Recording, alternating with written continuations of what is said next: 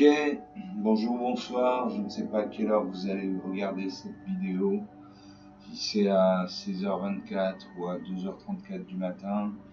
Bienvenue, c'est Olivier Dunette, toujours en direct de MTG Arena, Magic the Gathering Arena, Magic l'Assemblée, l'Arène en français. La version numérique pour smartphone, tablette et ordinateur portable, et tour aussi. Du jeu Magic the Gathering, Magic l'Assemblée, le premier jeu à être sorti, le premier jeu de cartes de combat à collectionner, qui est sorti dans les années 90, bien avant les Pokémon. Voilà, ils ont 35 ans d'expérience, donc c'est un jeu qui tient la route.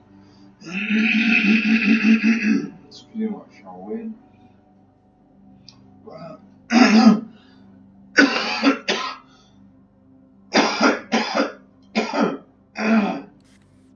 Excusez-moi. Donc pourquoi jouer à Magic the Gathering Arena?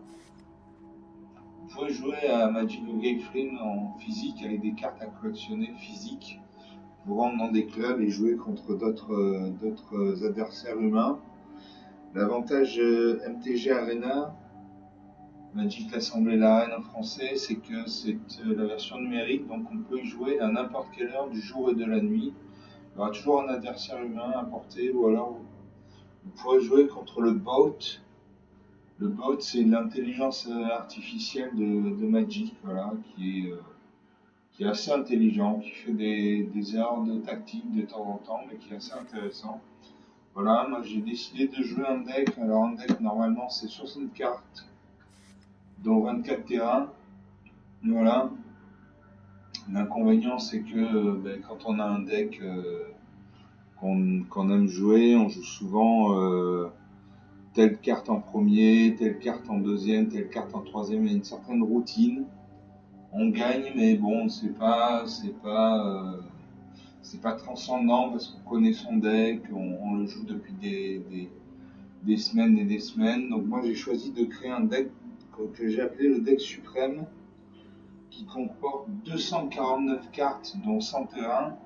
Voilà, 249 cartes, c'est la limite maximale du nombre de cartes que peut posséder un deck. Voilà. Pourquoi faire un deck de 249 cartes dans 100 terrains? Tout simplement parce que chaque partie va être unique, quoi. Hein. On va piocher des cartes parmi 250 cartes.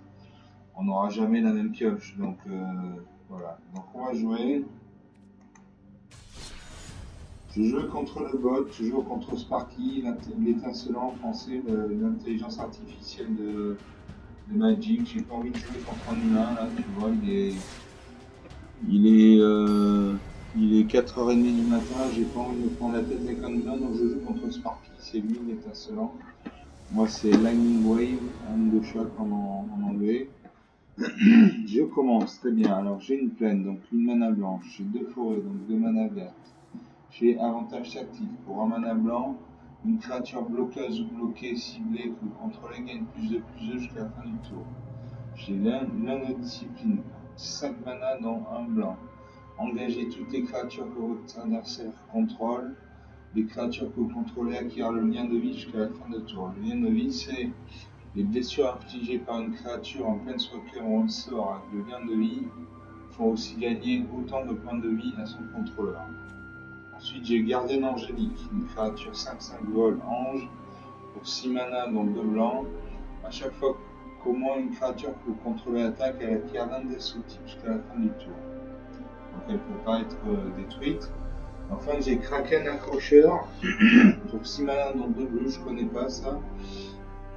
Donc c'est une créature 5/6 qui est le touche-terre. Le touche-terre, c'est à chaque fois qu'un terrain que vous contrôlez arrive, engagez une créature ciblée qu'un adversaire contrôle et mettez-lui un marqueur étourdissement sur elle. Donc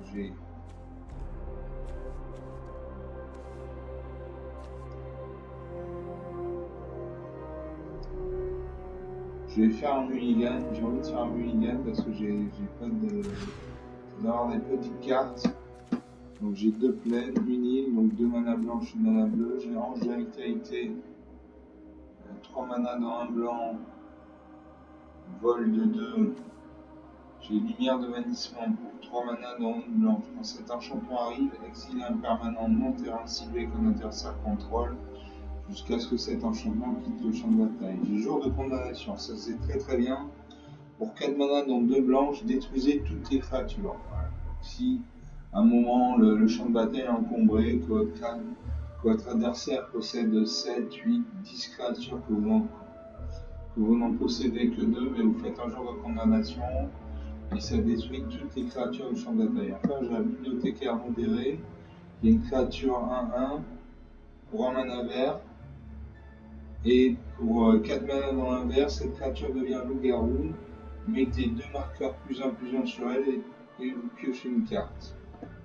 Allez, donc j'ai 2 créatures, un ange à vitalité avec 3 mana, la bibliothécaire modérée. Allez, je garde. Je vais virer, je vais enlever Minil parce que j'ai pas de carte bleue dans mon. De carte à base de mana bleu dans mon jeu, donc je vire l'île. Je commence. Je joue une plaine. Il faut 3 mana minimum pour invoquer mon ange de vitalité.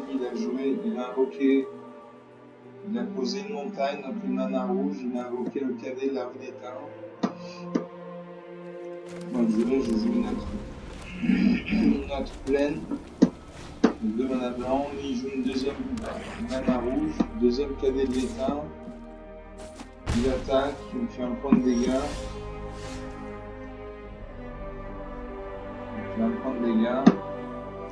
Je joue une île. Et là, je peux jouer.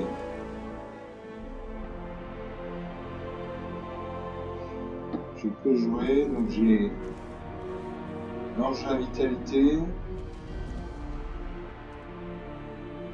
Lumière de bannissement. Et Giada Fontaine de l'Espoir. Giada Fontaine de l'Espoir, c'est une 2-2, vol vigilance. Chaque autre ange que vous contrôlez arrive avec sur lui un marqueur +1/+1 supplémentaire pour chaque ange que vous contrôlez déjà.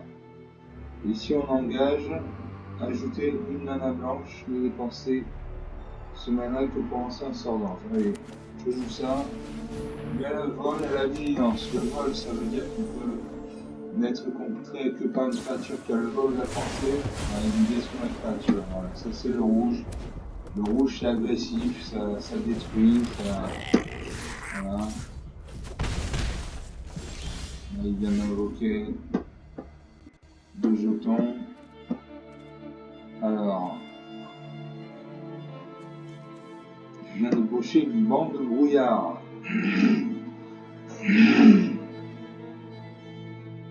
Bande de brouillard, défenseur vol. Ramenez toutes les blessures de combat qui doivent être infligées à et par cette créature. J'espère gagner, mais j'espère que vous aussi. Alors j'hésite entre jouer l'ange de vitalité ou le bande de brouillard. Je ne peux pas faire les deux. Allez, je vais faire le bande de brouillard, comme ça j'ai un mur en 0-2. Qui pourrait contrer une créature. Il joue une quatrième montagne. Il sort en voleur de célérité. Il attaque avec tout. Il va débloquer son voleur de nid. Voilà, donc je prends 4 points de dégâts. 13 points, je joue une forêt. Je joue un jour de condamnation, voilà. Il y a trop de créatures, il y a 5 créatures, voilà, maintenant il n'y a plus personne. C'est arrivé, une 5e mana rouge, donc il joue un deck rouge. Alors, je peux toujours jouer mon ange de vitalité, lumière de bannissement, bibliothécaire modéré et collier de stase. Alors, ça, je connais pas. Flash, quand cet enchantement arrive, exile une créature ciblée contre créature d'un adversaire contrôle jusqu'à ce que cet enchantement quitte le champ de bataille. En deux, je joue ça. J'exile son gobelin et je joue la bibliothécaire modérée à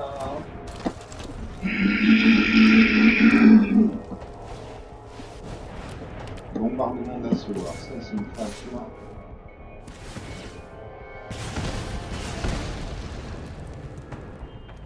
Mon marre dans mon assaut, c'est à chaque fois qu'une créature de force inférieure ou égale à 2 que vous contrôlez attaque, cet enchantement inflige une blessure au joueur ou au planeswalker que cette créature attaque. Donc il m'a attaqué. Je vais pas bloquer, je vais attendre de transformer ma bibliothécaire en loup-garou, donc je ne bloque pas, je prends 2 points de dégâts dans la tête, 9 à 20. Ça commence à chauffer.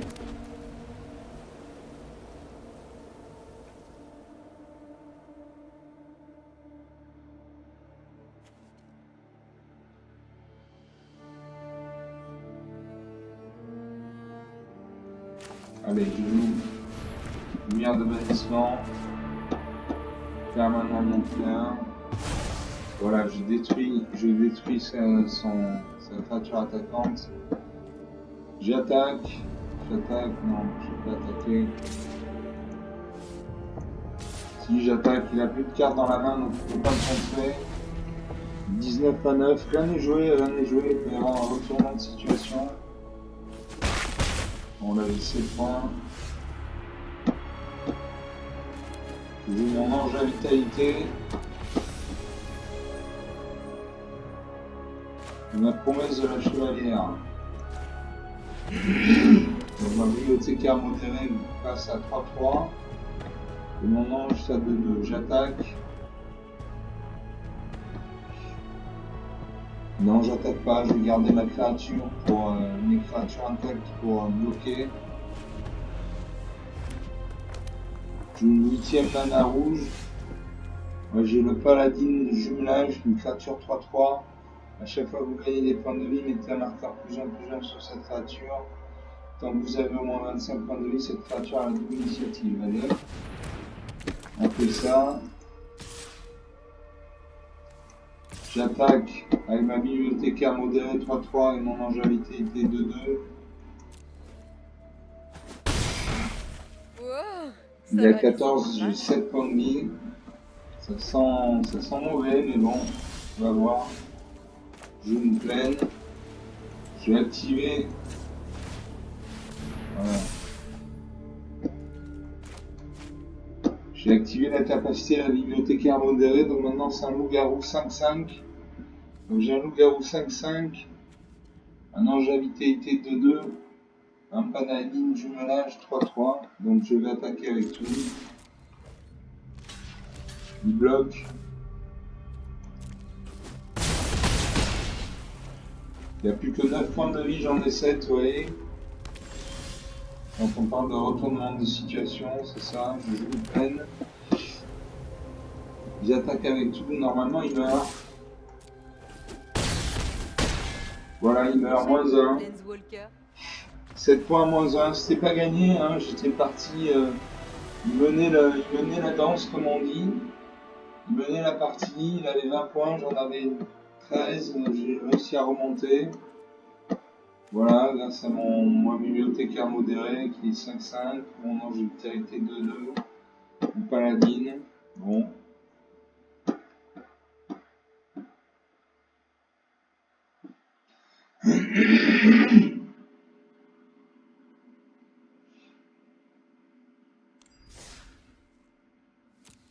On va refaire une autre partie.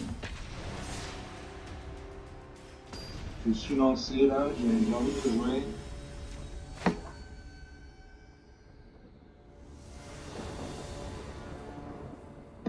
Vous commencez, alors j'ai une mana bleue, 2 mana vertes, j'ai avant-garde de Léonine pour un mana blanc. Au début du combat, pendant votre tour, si vous contrôlez au moins 3 créatures, cette créature gagne +1/+1 jusqu'à la fin du tour et vous gagnez un point de vie. J'ai expulsé les intrus pour 5 mana donc 2 blancs. Choisissez un nombre entre 0 et 10, détruisez toutes les créatures de force supérieure ou égale au nombre choisi. J'ai passe-passe pour un mana bleu. Regardez les 2 cartes au-dessus de votre bibliothèque, mettez l'une d'elles dans votre main et l'autre au-dessus de la bibliothèque. Enfin, j'ai sommeil pour 4 mana donc 2 bleus. Un rituel, engagez toutes les créatures que le joueur ciblé contrôle. Ces créatures ne se dégagent pas par un prochain état de dégagement du tour. Donc j'ai une créature. Allez, je garde. Je garde. Je joue passe-passe. Donc je vais piocher une carte. J'ai la récompense angélique. Ou frère de bande d'Ajani. Je joue le frère de bande d'Ajani. Il sort une île. Donc deck bleu. Je sors, je pioche un mégalodon gueule d'agre. Vigilance, récitage de peine. Alors, on va la recycler, hein. On va recycler, donc j'ai gagné une île. Payer 2, ajoute le tas. Il faut 2 mana.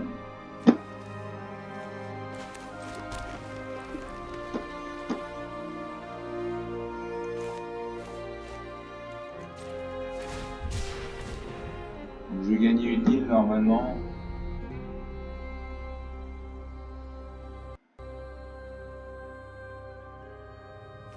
Voilà.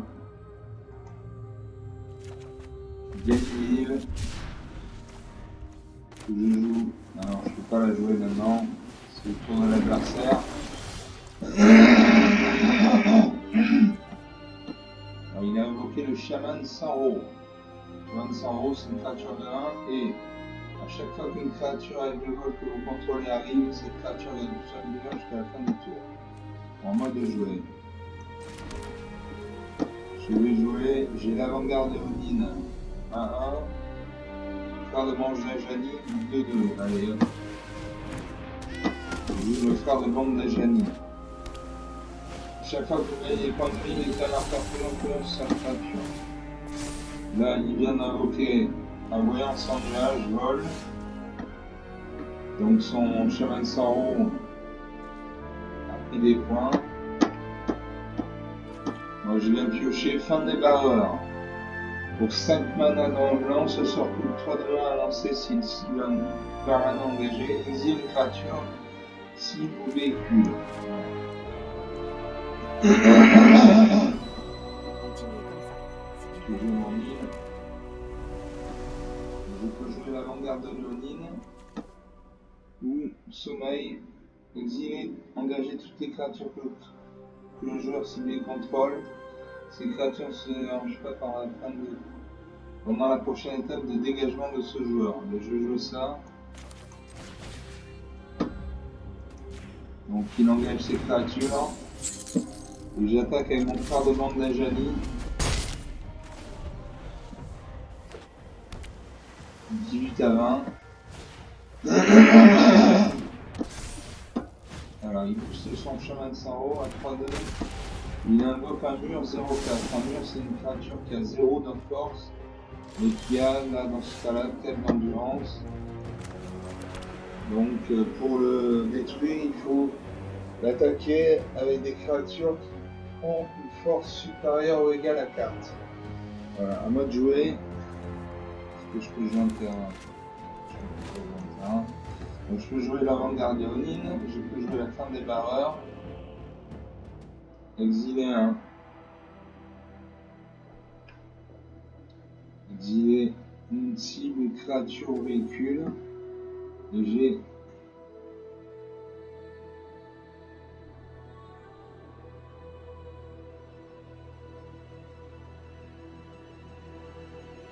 j'ai 5 si je joue ça. Si je joue expulser l'intrus, je peux rien jouer d'autre. Allez, j'ai éliminé son chaman Sanro. Je l'exile, voilà. Et je joue.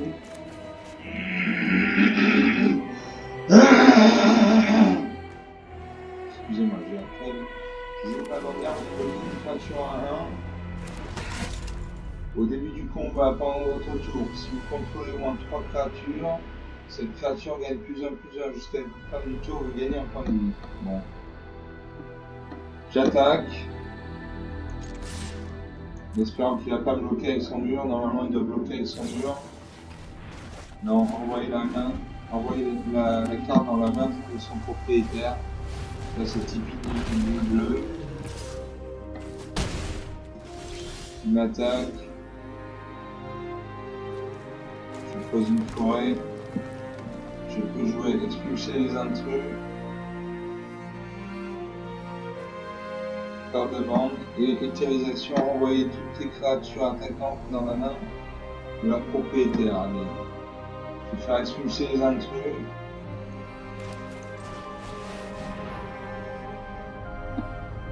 Choisissez.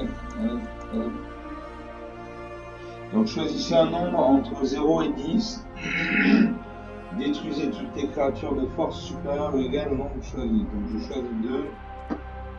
Voilà. Comme ça, il n'y a plus que son mur qui reste. J'attaque. Je bloque avec son mur. Je suis vraiment enroué. Hein. Allez, je joue mon frère de bande d'Ajani. 1, 2,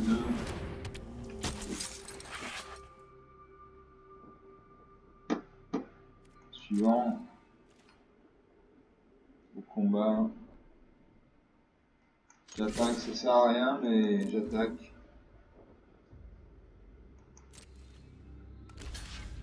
Voilà, il bloque toujours avec son mur, donc il faut absolument que je détruise son mur. 18 à 17, un effet, il pose une 7ème île, donc c'est un mono bleu, il a un deck mono bleu.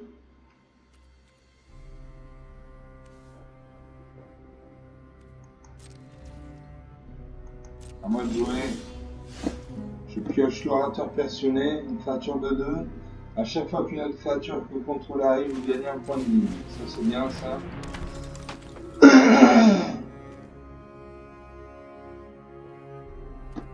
Suivant. Mon avant-garde gagne plus un, mais j'ai 3 créatures. Je gagne un point de vie. Comme j'ai gagné un point de vie, mon frère de bande d'Adjani arrive en bonus plus 1, donc j'ai mon avant-garde de 2, mon frère de bande d'Adjani 3-3 et mon orateur passionné. Allez, j'attaque. Je vais pouvoir bloquer qu'une seule carte. Je lui fais 2 points de dégâts, c'est à 18, rien n'est joué. Rien n'est joué. À lui, à son tour, 16 à 18, il est une 8ème peine, moi j'ai 2, 4, j'ai 7 terrains, il en a 8.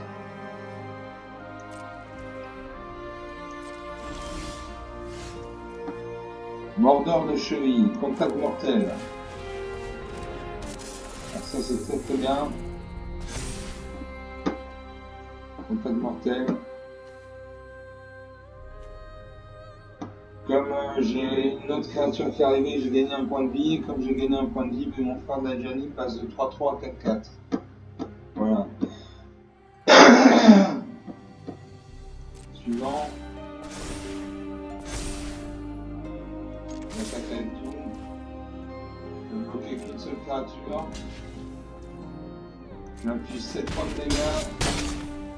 Il y a 9 points, j'en ai 20. Ça va laisser des traces.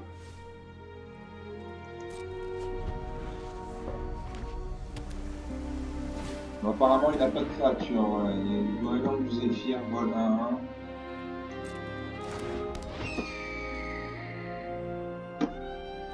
Merci aux attaquants. Je ne peux pas attaquer.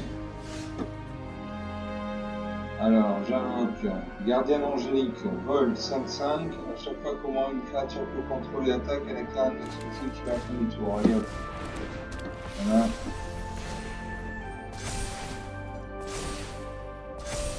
Une créature se booste, j'attaque. Là, normalement, il meurt. Non, il a 6 points de vie, j'en ai 22. Ça va, il invoque un autre Goéland du Zéphyr à 1. Je peux jouer le chef de guerre Léonin, alors c'est une créature 4-4. Et à chaque fois que cette créature attaque, créez 2 jetons de créature 1 blanc ou chat avec l'un de vie engagé et attaquant. Donc j'ai 6 créatures. J'ai 6 créatures. Je gagne des points de vie, donc mes créatures se boostent. Donc mon avocat de Oni passe de 1 à 2-2. Mon frère de bande d'Ajani est à 9-9. Mon orateur passionné bouge pas, il est à 2-2. Mordre de cheville, contact mortel à 1. Gardien d'Angélique 5-5 et chef de guerre Léonin 4-4. J'attaque avec tout. Là, normalement, il meurt. Hein. Normalement, il meurt. Ah non, il lui reste 1 point de vie. J'ai 24 points de vie, il en a 20. Il en a un. Il invoque le céphaloprophète. Moi, j'invoque un deuxième ange de la vitalité. Non, premier. N'importe quoi. Suivant. J'attaque et là il meurt. Là il meurt, c'est obligé, il meurt. Voilà, toutes mes cartes qui s'activent. Je gagne des points de vie. Je bloque une créature et... Voilà, moins 26 à 36. Moins 26 à 36, ça fait 62 points d'écart. 62 points d'écart quand même, c'est pas mal quoi. Bon, j'avais une bonne main. Excusez-moi. J'avais une très bonne main. Des cartes, mon frère de bande d'Ajani qui est allé jusqu'à 13-13. Mon gardien angélique 5-5. Mon ange de vitalité 4-4. J'avais 1, 2, 3, 4, 5, 6, 7, 8, 9. J'avais 9 créatures. Voilà. Bon. C'est très très bien. On va s'arrêter là, on a fait deux parties gagnées, une un peu serrée et l'autre vraiment large de chez large. Donc on va s'arrêter là. J'espère que vous avez aimé cette vidéo. Vous pouvez vous abonner à ma chaîne, hein, c'est gratuit, il n'y a pas de pub, je n'ai rien à vendre, je ne fais pas partie de la société de Wizard of the Coast, les gardiens de la côte, les magiciens de la côte. La société Magic. J'ai fait ça uniquement pour le plaisir, pour partager mon expérience, pour vous montrer comment on joue à Magic, quelles sont les différentes tactiques, les différentes cartes, les différentes couleurs. Voilà, donc j'espère que vous avez passé un bon moment. Donc si vous le souhaitez, vous n'êtes pas obligé, hein, mais si vous le souhaitez, si vous voulez rater aucune des vidéos, abonnez-vous. Vous pouvez lâcher un pouce bleu sous la vidéo pour m'encourager. Et surtout, si c'est possible, prenez 2 petites secondes pour laisser un commentaire sous la vidéo. Comme ça, moi, ça me permet d'avoir un retour. Voilà. Je suis content, j'ai passé un bon moment, j'espère que vous aussi. Je vous dis bonne fin de journée, bonne fin de nuit. Je ne sais pas quelle heure il est chez vous. Moi, chez moi, il est 5 heures du matin, donc Paris s'éveille, comme dit l'autre. Donc, je vous laisse là. Je vous remercie d'avoir suivi cette vidéo et je vous dis à la prochaine.